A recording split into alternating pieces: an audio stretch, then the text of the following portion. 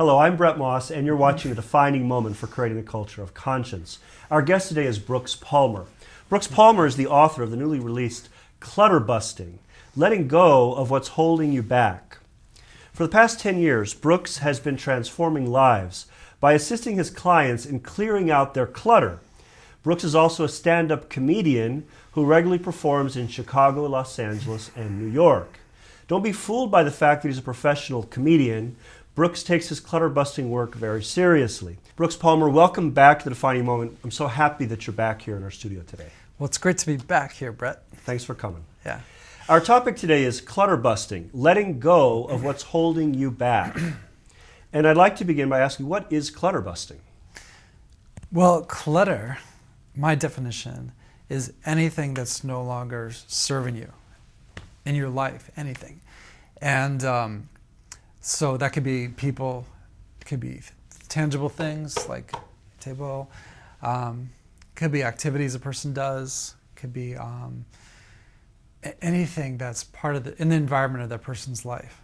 And clutter busting is taking a look, an honest look at, the person at their life to see what's serving them and what isn't by asking really simple questions, and then removing those things that aren't serving them, basically, and with the added benefit of greater freedom and clarity and joy. So I assume that a person can do clutter busting by themselves, or they can have someone assist them. Yeah, those are the two ways that I know of. Either I come into people's houses, which I've been doing for 10 years, and picking an area in their house and asking them questions about everything in that area, and basing their reaction to those things as a way to determine whether it's clutter or not. And they end up letting those things go because they answer the question themselves. I help them see it and frame the questions, but they have the awareness and they make the decision. And obviously they've hired you, so they're interested in the service that you provide in the first place. Yeah, and that's effective. And the way I write about it in the book is it's a way of, in a sense, like I wrote it with the feeling if I was there with them, how would I speak to them? And so it's very concentrated. It's like chock full of the basics of how to recognize clutter, to know what clutter is, and then to look around and say, I think I don't need that anymore. Or, you know what, I've never needed that. I thought I did, but I don't need it, and so I'm going to let it go. And so there's, some exercises in there too, and just ways, it's like a little miner's helmet, that you can use to look around with the spotlight going on things and going, yeah, that's clutter. Or that isn't, I really like that, but that is. And aren't there different degrees of clutter when you go into a client's home? Like there might be one client that has just rooms and rooms full of pure clutter, and then maybe another home, it might appear clutter-free, but maybe there's clutter in the email account, or there's different degrees, different forms of clutter, right? Well, clutter, if you looked at it as like a mess, like that wouldn't necessarily be clutter.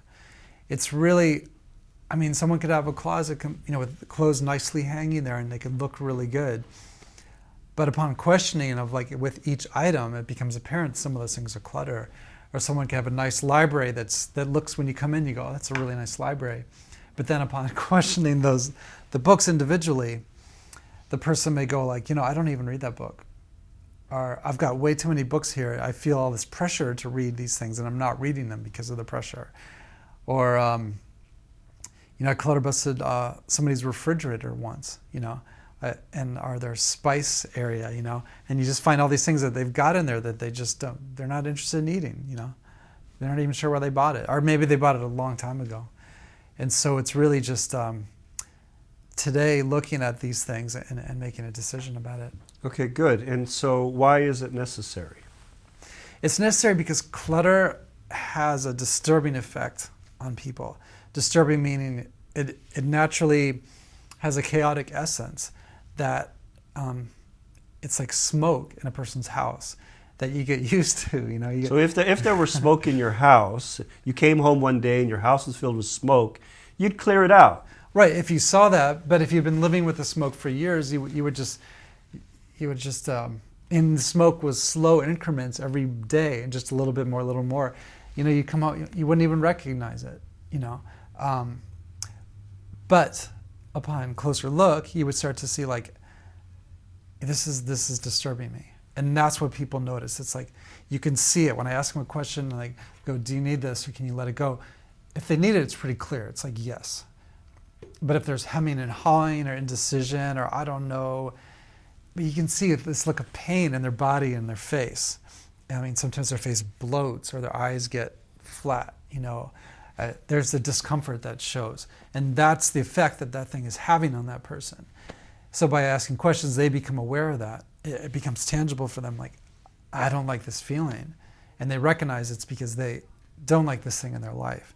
And that gives them the power to let it go. And whether I'm there or they're reading the book, it becomes apparent to them, I dislike this. And I'm going to make a choice to let it go. And they feel better when they let it go. It's this sense of relief.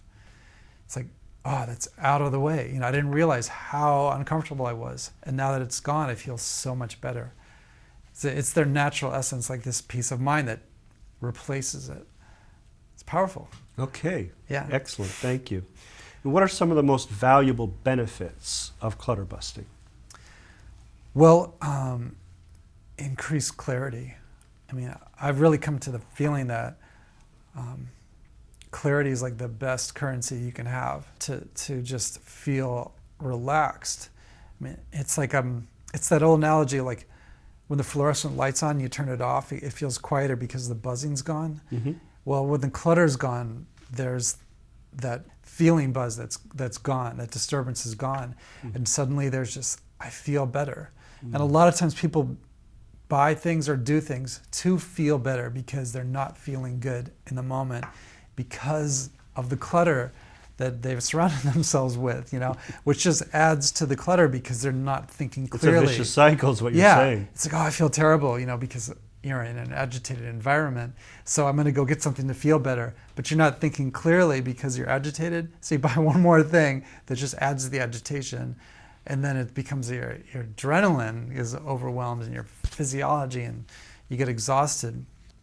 So by doing this process of like, oh, okay, and an inspection of basically what you've surrounded yourself with, things get quieter. And that's why people do things anyways, for peace of mind. Like if there's something you want to buy or you want to bring into your life, like a person or a job, there's this, it's almost like a pain, like I want this. The desire is, it's this physical feeling in the body, like it's like I want to have this. It's a current. And then when the person gets that thing, that current goes, and there's this sense of relief. It's like there's this peacefulness, and all that noise just goes. And that's what people love. They associate that with the thing, or I married this person, or I got this job, or whatever. But it's that cessation of all that noise, and it's that peace of mind, and that's what people want. But you can be happy with things. I'm not saying that any of those things in and of themselves are disturbing or bad. It's just using things to make yourself feel better. And it doesn't really work in the long run. Okay, and isn't there an addictive aspect? Isn't that more or less what you've been speaking about? Yeah, it's an addiction to that sensation of wanting things and the agitation of being in that environment.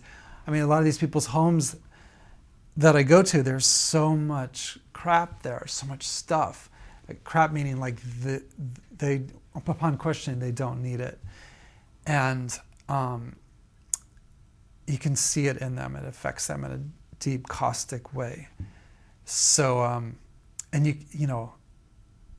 someone can addicted to something that's very disturbing to the physiology, but it gives them a certain high at the same time. And it's not like they're responding to a criteria that you have. You're having Right. people respond to their own criteria.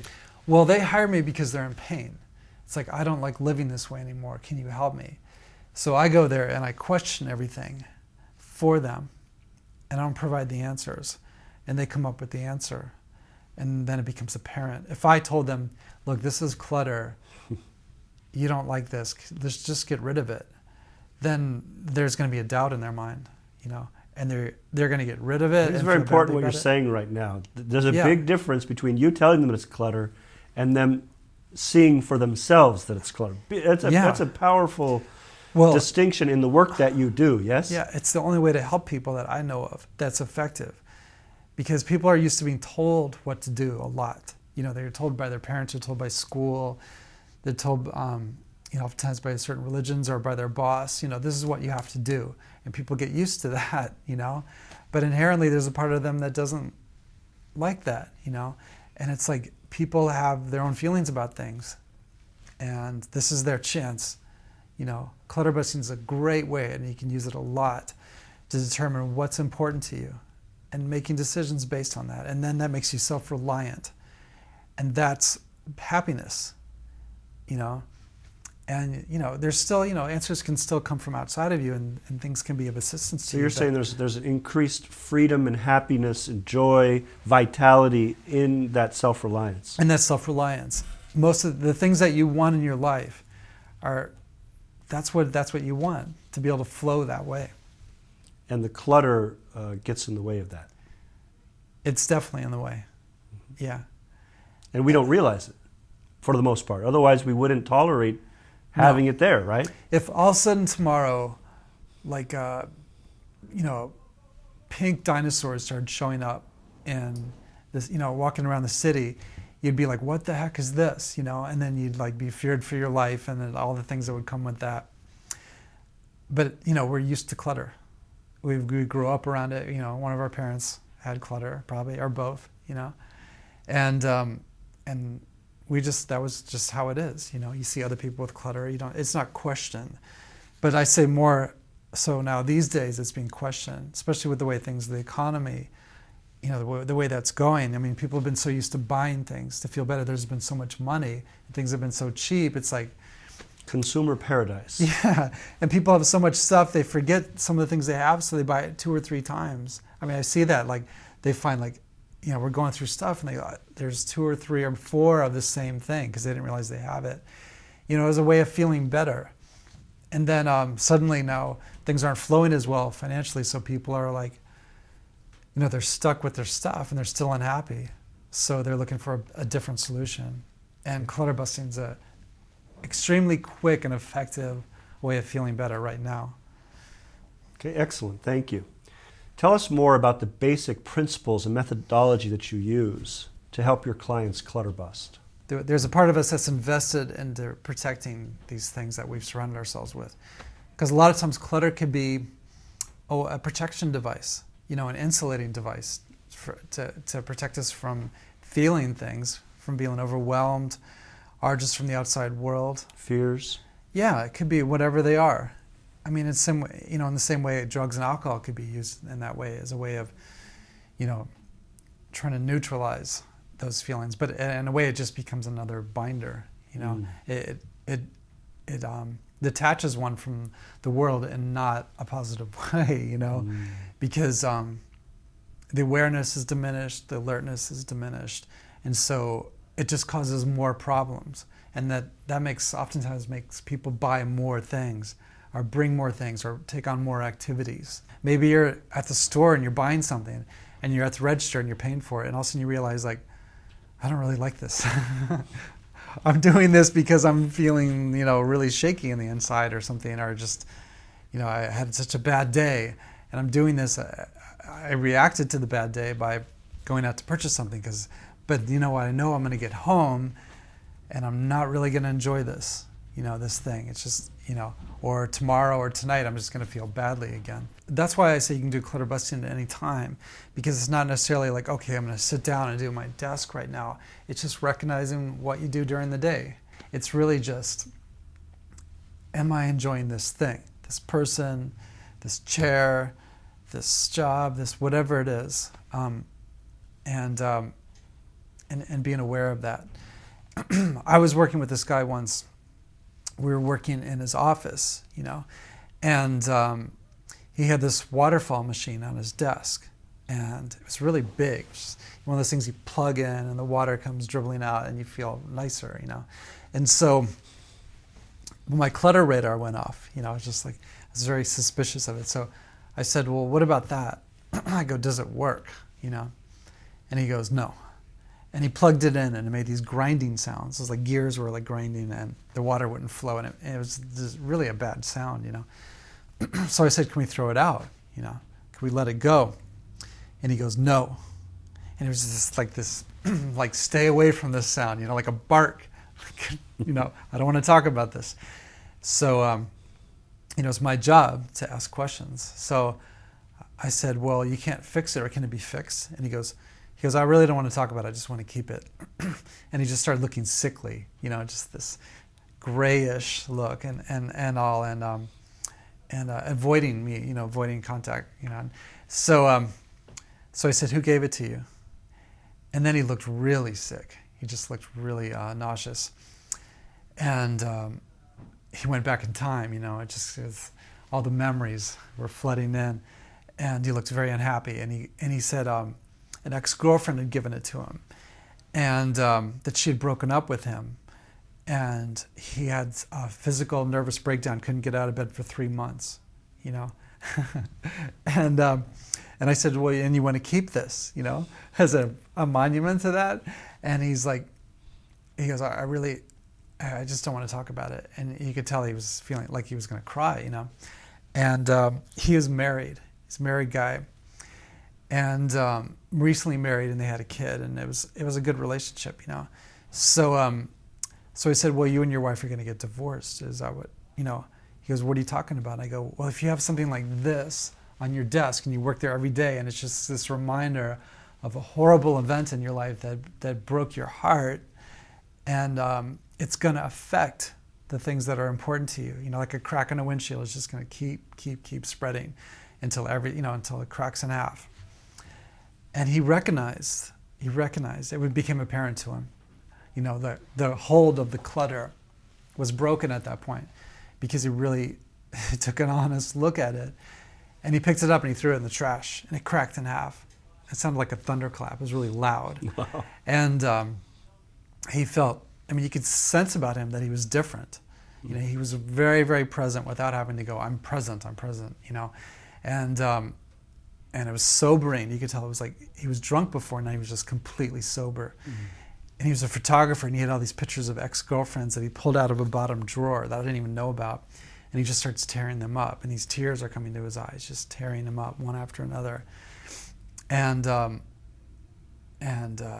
was very quiet after that. Like the room was quiet, he was quiet, and it's really like a transformation that had happened, And I asked him the questions, but he made the decisions, and things unfolded from there. His wife comes in the room about 15 minutes later to bring some snacks for us. And when she was in there before, they weren't really getting along that well. They spoke different languages, so they didn't speak each other's language very well. And there was this irritation a little bit on not being able to communicate.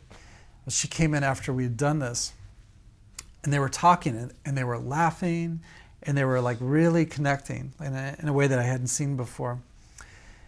And you could tell they were surprised. And then she left the room, and he goes, I've never been able to talk to my wife like that.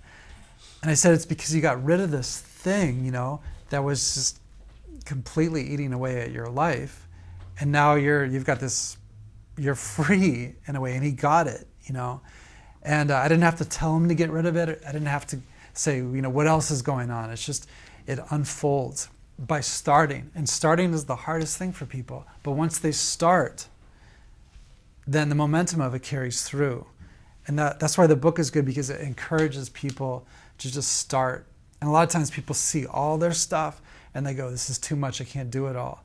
But it's not about doing it all, it's starting. And maybe you pick one area and you set a timer for a half hour or something, and you just start, and maybe you throw out 2 pieces of paper or one book and a shirt. But that will start the next thing from going. And maybe it doesn't start till 2 days later, or a week later, or maybe an hour later, or whatever. But it starts the relief. It allows the relief to come in. And when things start to go, it allows new things to come in, like that guy's relationship. It allowed it to be better, and that's an incentive. That's a great incentive to let go. So it's no longer like, I got to get rid of these things. I can't believe I'm not getting rid of these things. It's like, oh, well, let's see what happens if I do this, and let's see what comes from it, you know. Okay, very interesting. Thank you so much. Yeah. What's the most important advice you would offer those who are watching today about letting go of what's holding them back? Well, you know, this is like an archaeological dig into your life, you know, and it's very interesting to see some of the things that you've collected. I mean, it's quite interesting to go through stuff and go, you know, wow, I saved this thing. I can't believe I saved this. And just enjoying the process, because actually it's very enjoyable. And again, I encourage people to start. It's really just, there's no perfect way to start. You know, you don't have to have all day, and you don't have to have the certain kind of trash bags. And I definitely recommend not buying organizing devices to put things in, because you're not looking at them. People don't look at them. They just put them in the organizing things. They spend a lot of money on them, and their life doesn't improve as a result of it. So it's like, you can start right now. There's things waiting in line to come into people's lives that are new and beautiful and really change their life around. They're just waiting to come in for the space to be created. So that's pretty neat. It's not like if I do this in 6 months, you know, it's like things, you know, nature works swiftly. So you're saying profoundly. there's kind of almost like a universal intelligence surrounding us, Yeah. that's aware of a space being created in our lives, and that universal intelligence. Yeah, and that universal intelligence is inherent in the process of clutter busting too. That's why I encourage people to start, because the starting, then the intelligence is there to assist you. A lot of times people will sit at the back and think about it, you know, or they'll hear a bunch of concepts about it. And, you know, a lot of my clients have books about how to get rid of clutter underneath their clutter. We'll go through the clutter and there's the book, and they go, God, have you read this? This is great, you know? And so, yeah, can we throw it out because you're not actually using it, you know? So, but the actual starting, getting past, you know, the concepts and thinking about it and waiting for the right time, starting, you have the whole intelligence of the universe at your disposal to work. It works through you when you do it. It's a creative act, basically. If you sit down to write, you sit down and do anything, that intelligence is there. And so it's your friend when you're doing the work. It's your assistant, you know. And when I'm working with somebody, it works with me and through me, and it works through them. And if someone works on their own, you know, they read the book, or they just decide to start doing it right now as they're listening, that intelligence is there with them. And great things come from that. It's not everything must go, but things go, great things come in, and there's a built-in courage that comes into you to continue, and to do it through your whole life. I mean, I have to clutter bust my stuff, to be aware of it, because I know the benefits are really good. Yeah. You know? What other advice can you offer our viewers? Well, if you decide to work with somebody else, like to have if it's spouses, you know, and like they want to work together and do this, our friends want to do it together, our family members, it's important to know that you're generous with kindness when you're doing it. You know, it's really, if somebody goes like, well, I don't know, like, come on, why would you hang on to that? Why don't you just get rid of it?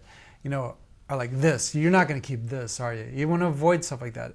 And so it's just like, again, it's basic. This, do you like this, or can we let it go? You're doing someone a great service, and the chances are they'll let it go. If you do the other way, they're going to hang on to it, you know? So you're not coaxing people. Right, it's just like you're there to help them. If you want to help them, you're going to help them see. And people don't like to be told what to do. So how can you help them? And you're being very generous by doing that. Can you help them by just asking them? That's really the key to your success, is the gentleness and kindness, and really always giving your client the benefit of the doubt. Yeah, and the book's written in that way too. It's like, it's being kind. You know, and a lot of times we're just used to like an iron hand making things happen, you know. And but this is kindness, and it's a good thing for a person to ask real simple questions anyway, because it gets rid of some clutter in yourself too.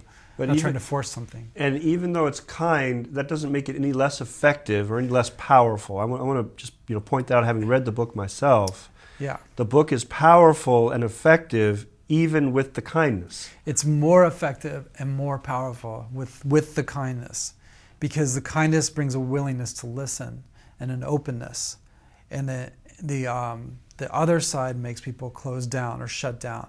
Whether a person does that to themselves, like, I can't believe I'm not doing this, or like, okay, I may have some attachments here, but let's just see what's going on. Do I need this, or can I let it go? You know, and keeping it as an easy yes, and letting it go can be defined by, I don't know, maybe I'll think about it, you know, maybe I'll just like think about it tomorrow, or I don't want to think about this. I'm just going to go watch some TV. You know, it's like, that's clutter. That's what clutter does. The simplicity of a yes, like, yeah, I like this. I enjoy this. This is like, you know, this was a really nice part of my life. Or I need this for doing this particular thing. Then it's not clutter. It may be clutter down the line. Nothing ever stays this, you know, as part of your life, your whole life, from the moment you're born. But good things are always coming in. It's good to remember that. You know, something's really good right now, and then something else will be really good later on. You know, and so things can be donated. You know, they can be donated. They can be given, and other people can be using them. You know, you're not using them, other people can use them, and it's out of your place, and then you feel better. Things in the garage. Oftentimes, garages are places where things are put because you don't care about them anymore. People will do that. It's like a burial ground for clutter. So are storage lockers. It's like alimony for your clutter. It's like you put it in a storage locker. Sometimes I've had people go, well, I haven't been to my storage locker in 3 years, but they've been paying like $100 a month. You know, like, how valuable are those things to them? They're just things that they don't want to think about anymore, but they're still attached to. It's not part of my life anymore, but I'm still attached to it in that way. So most people in the long run throw out everything in their storage locker. But they paid all that money, you know. So you can look for some creative ways that clutter can be hidden, you know. Okay. So, you've seen it all, right? Yeah, I think I have. Okay. All right. Thank you so much. How can our viewers get a hold of your book, Clutter Busting? Well, then go to Amazon.com, and, you know, or you can go to Barnes & Noble, our Borders, or you can go to my website, clutterbusting with an ing.com. And there's a link for the book there. Okay, great.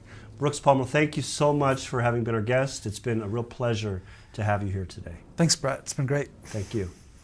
You've been watching The Defining Moment for Creating the Culture of Conscience. You can find us on the internet at www.definingmoment.tv. Thanks for watching. Have a great day.